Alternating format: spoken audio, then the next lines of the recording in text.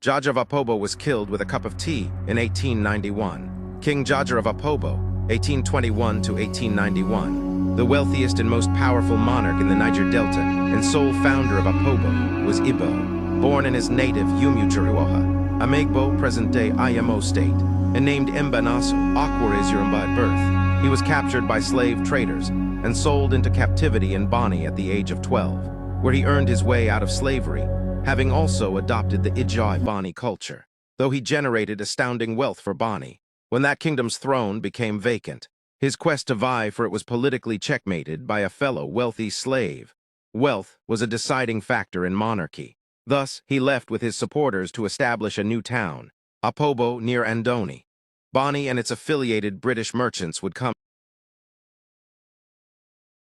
aka Jubo Jubaka, relocated to in 1869, was named Opobo, and the location was strategically positioned that he could transact firsthand with both national and international merchants, effectively becoming a monopolist in the oil palm trade. Trade and the resultant wealth exploded so much so that his former British trading partners lost £100,000 in 1870, and Bonny pleaded with him to return, which he refused. He then came to the attention of Queen Victoria, who, impressed by his influence, recognized him as King of Opobo in 1873, and also personally presented him with a sword in Buckingham Palace in 1875, after he sent troops to assist Britain in the Ashanti War. The scramble for Africa began in the 19th century. Jaja was infamous for resisting foreign political and economic influence, and he kept taxing the British merchants much to their indignation.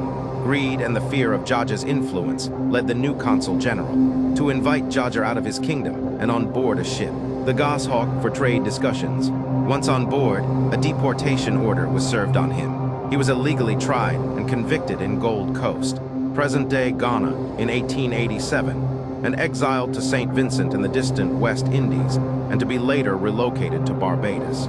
His pleas to return to his kingdom were granted in 1891. Unfortunately, he died in Tenerife, en route to Opobo, after being allegedly poisoned with a cup of tea.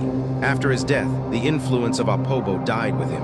Jaja's body was received with much sorrow by his people, who gave him a full, honorable royal burial. He was 70.